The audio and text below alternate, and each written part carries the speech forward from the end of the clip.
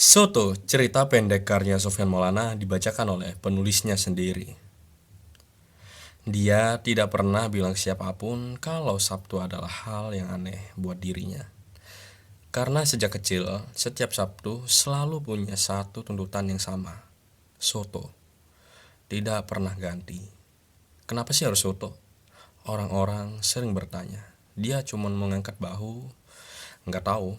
Pokoknya pengen kalau soto itu datang, suasana rumah selalu terasa lebih kelihatan damai. Kalau tidak datang, dia berubah, diamnya panjang, matanya kosong. Pernah suatu kali ada yang bilang, besok aja ya, hari ini gak sempat. Dia marah. Dia cuma duduk, menunduk, dan menangis pelan. Seperti kehilangan sesuatu yang bahkan belum sempat dia pahami. Umur 12 tahun, Sabtu tiba-tiba tidak punya rasa apa-apa. Tidak ada lagi aroma yang memenuhi rumah, tidak ada lagi semangkuk soto yang datang tanpa diminta. Sejak hari itu, dia tidak pernah menanyakan soto lagi. Tidak pernah menuntut, seolah kebiasaan itu ikut dikubur bersama sesuatu yang lain. Tahun demi tahun berlalu, dia tumbuh, tapi ada ruang di dadanya yang tak pernah bisa terisi penuh. Dia menghindari warung soto tanpa alasan jelas. Seperti mencium aromanya, dadanya selalu terasa sesak. Jadi, dia memilih melangkah lebih cepat, menoleh ke arah lain, berpura-pura tidak peduli. Sampai suatu siang, motornya mogok. Hujan baru reda, perutnya kosong. Di depan bengkel kecil itu, dia duduk sambil menunggu. Mekanik sibuk dengan mesin, sementara matanya tanpa sengaja tertuju ke seberang jalan. Tendanya sederhana, tulisan pudar, soto khas Jawa Bu Nunung. Ya udah, gumamnya, buat makan aja. Dia masuk tanpa niat apa-apa, tapi begitu semangkuk soto itu tiba di mejanya, dadanya bergetar. Aromanya datang pelan, seperti seseorang yang lama tidak pulang lalu mengetuk pintu tanpa suara. Tangannya gemetar waktu menyendok kuah. Satu suap, dan tiba-tiba dia ingin menangis. Kuahnya gurih banget. Dagingnya sedikit alot, sambalnya pedasnya pas. Semuanya terasa terlalu akrab. Mas, kurang apa? Tanya ibu penjualnya. Dia menggeleng cepat.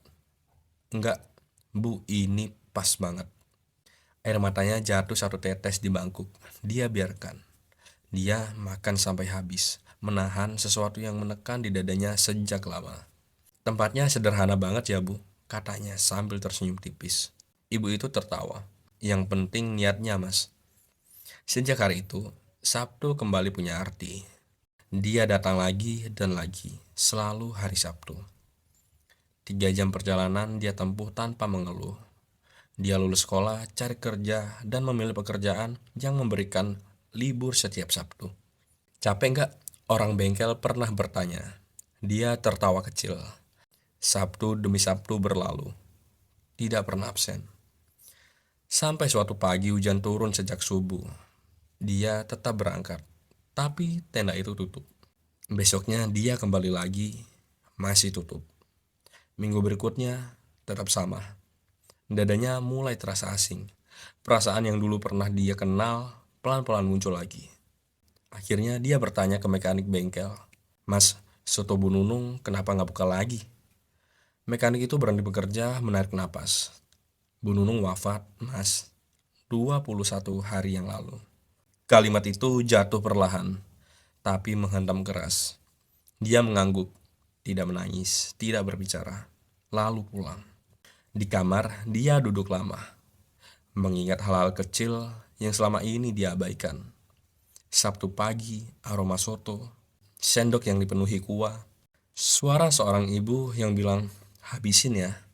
Akhirnya dia mengerti. Dia tidak pernah sekedar suka soto. Dia sedang mencari pulang. Soto Bu Nunung mirip dengan soto yang dibuat ibunya dulu. Bukan cuma soal rasa, tapi kehangatannya yang datang diam-diam. Rasa aman yang tidak perlu dijelaskan lagi. Sekarang dua-duanya sudah tidak ada. Dan yang paling menyakitkan bukanlah kehilangan sotonya, tapi kenyataan bahwa setiap kali dia menemukan kembali sesuatu yang membuatnya merasa utuh, hidup selalu mengambilnya lagi dengan cara yang sama. Sejak saat itu, setiap Sabtu dia tetap bangun pagi. Tubuhnya masih hafal, jantungnya masih menunggu. Tapi tak ada lagi tempat yang bisa dia datangi. Tak ada lagi aroma gurih yang menyambut, hanya rindu yang akhirnya benar-benar tahu kemana ia tidak bisa pulang.